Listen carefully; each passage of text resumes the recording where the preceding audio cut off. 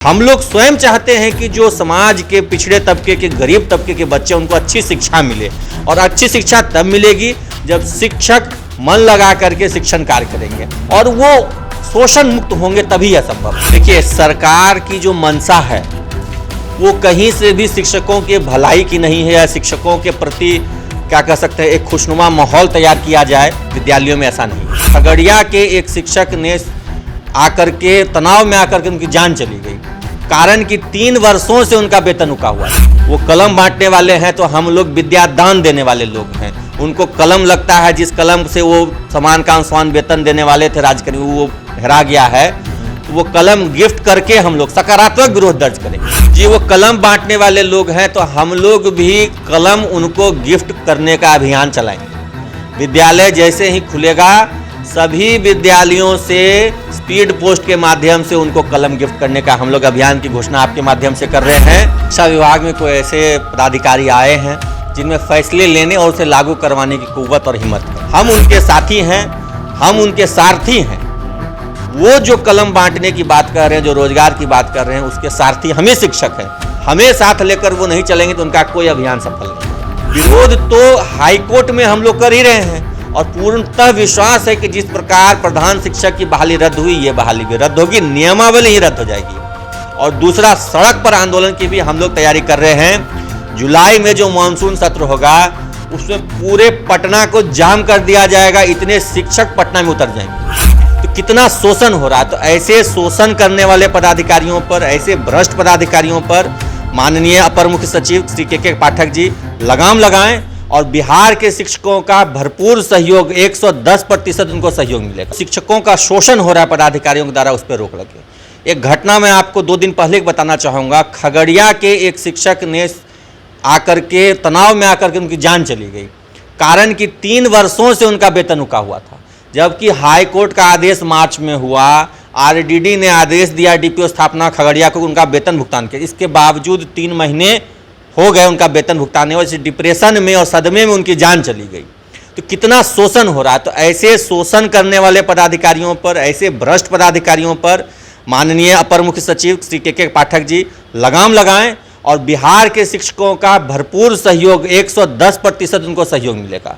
हम लोग स्वयं चाहते हैं कि जो समाज के पिछड़े तबके के गरीब तबके के बच्चे उनको अच्छी शिक्षा मिले और अच्छी शिक्षा तब मिलेगी जब शिक्षक मन लगा करके शिक्षण कार्य करेंगे और वो शोषण मुक्त होंगे, तभी यह संभव है। उनका विभिन्न स्तर पर शोषण होता है, प्रखंड स्तर पर, जिला स्तर पर, उससे उनको मुक्ति दिला दें श्री के पाठक जी।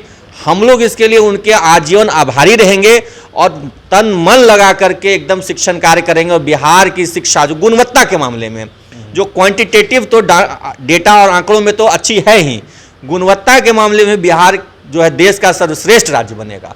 बस वो हमारी इस समस्या को, इस पीड़ा को दूर कर दे। सरकार तो कह रही है कि इसी पीड़ा को दूर करने के लिए नई शिक्षक नियमावली को लाया गया, परसों से फॉर्म भी फिलअप होने वाला है, लेकिन शिक्षक संघ जो है वो अभी तक विरोध कर रहे हैं। क्या आप भी अभी तक विरोध का ही अपना स्टैंड लिए हुए हैं इसको लेकर? देखिए, सरकार की जो मंशा है वो कहीं से भी शिक्षकों के भलाई की नहीं है या शिक्षकों के प्रति क्या कह सकते हैं एक खुशनुमा माहौल तैयार किया जाए विद्यालयों में, ऐसा नहीं है। विद्यालयों में शिक्षकों को आपस में लड़वाना चाहती है सरकार। आप स्वयं सोचिए कि विद्यालय में एक ऐसे शिक्षक होंगे जो पूर्व से नियमित हैं, जिनको लाख रुपए से ऊपर वेतन मिल रहा है, एक जो नियोजित हैं, उसी नियोजित में भी 2 कैटेगरी हैं, जो एक सर्टिफिकेट दिखा नौकरी पाउन थे और एक जो टीईटी पास करके आए, 3 पहले से हैं और ये 4था कैटेगरी आ रहे हैं। और हाई स्कूल में तो 5वां गेस्ट टीचर भी हैं। तो एक ही विद्यालय में 5 कैटेगरी के टीचर होंगे तो शिक्षण व्यवस्था अच्छी होगी कि खराब होगी, ये सरकार को सोचना चाहिए। जो उनकी पहल है कि वो बहाली इस प्रक्रिया से करना चाहते हैं, वो स्वागत योग्य है, वो करें उसमें, लेकिन कुछ कंडीशंस हैं, जैसे कि एसटीईटी वाले 2019 के विज्ञापन था कि उनको उसी परीक्षा के आधार पर ज्वाइनिंग दी जाएगी, उनकी पीड़ा को दूर करें। तो वो प्रक्रिया सही है, लेकिन जो पहले से नियोजित शिक्षक हैं उनको बिना शर्त, बिना किसी परीक्षा के राज्यकर्मी का दर्जा दे दें, एक समान, एक सिंगल कैडर बना दें और उसके बाद हम लोग भी तन मन लगा करके अच्छे से विद्यालय में शिक्षण कार्य करेंगे। हमें क्या जरूरत है ये आंदोलन, धरना प्रदर्शन, विरोध प्रदर्शन, हाईकोर्ट में केस, कोई शौक हमें थोड़ी है कि हम अपना पैसा, समय, धन गला कर किस तरह से करें। हम तो चाहते हैं कि शिक्षा व्यवस्था बेहतर हो, जो गरीब तबके के बच्चे हैं वो आगे बढ़ें, बिहार का नाम रोशन करें, और हम उसके लिए मेहनत भी करते हैं, लेकिन उसका उचित पारितोषिक हमें नहीं मिलता है, उचित पारिश्रमिक नहीं मिलता है। हम समान काम समान वेतन की मांग करते हैं, हम अपने समानता के अधिकार की लड़ाई लड़ते हैं, और उसमें हम आज तक ठगे गए हैं सरकार के द्वारा। सरकार वादा करती है, जो भी पार्टियां वादा करती हैं, चुनाव के बाद वो बदल जाती हैं, जैसे तेजस्वी जी ने वादा किया था हमसे, लेकिन आज वो बदल के हैं। तो इससे हमें दुख पहुंचता है। सरकार की मंशा अगर है कि शिक्षा व्यवस्था सुधरे, तो नियोजित शिक्षकों को बिना शर्त राजकर्मी का दर्जा दे दें, व्यवस्था स्वतः सुधर जाएगी। लेकिन तेजस्वी यादव तो कहते हैं कि हम लोग कलम बांटने वाले लोग हैं और लगातार इतना बड़ा संख्या में नौकरी दे रहे हैं। जी, वो कलम बांटने वाले लोग हैं, तो हम लोग भी कलम उनको गिफ्ट करने का अभियान चलाएंगे। विद्यालय जैसे ही खुलेगा, सभी विद्यालयों से स्पीड पोस्ट के माध्यम से उनको कलम गिफ्ट करने का हम लोग अभियान की घोषणा आपके माध्यम से कर रहे हैं। विद्यालय गर्मी छुट्टी के बाद खुलेंगे और सभी विद्यालयों से उनको कलम गिफ्ट किया जाएगा।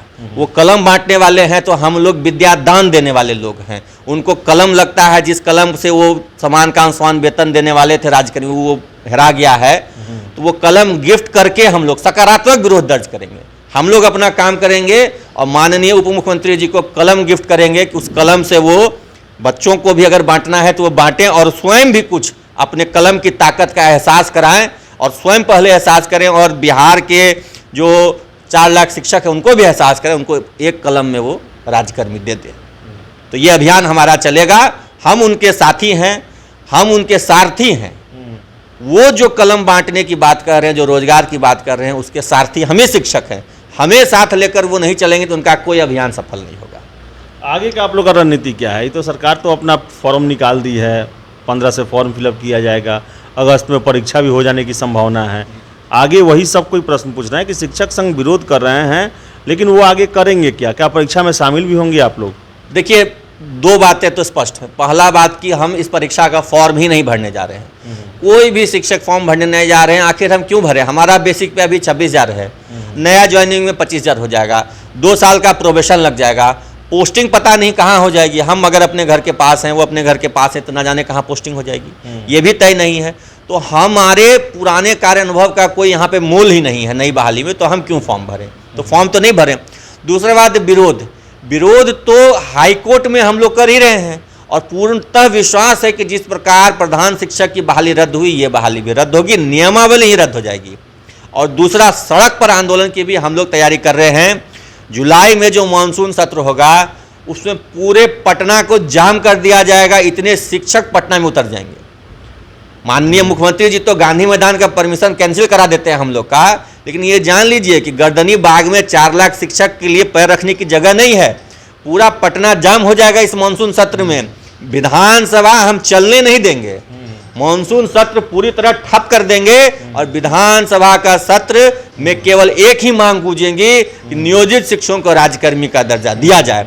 और इसके लिए विपक्ष के भी नेता आप देख रहे होंगे कि हमारा समर्थन कर रहे हैं, हमारे समर्थन में और राजभवन मार्च की भी बात कर रहे हैं, और हम भी उनको देख रहे हैं, आंक रहे हैं, मूल्यांकन कर रहे हैं।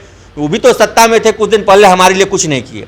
अब क्या करते हैं तो देखने वाली बात होगी। लेकिन मानसून सत्र के दौरान विधानसभा या विधान परिषद चलने नहीं दी जाएगी, और कड़ा विरोध होगा। पूरे पटना को शिक्षकों से पाट दिया जाएगा। ये हमारा अभी से ही तैयारी में हम लोग लगे हुए हैं।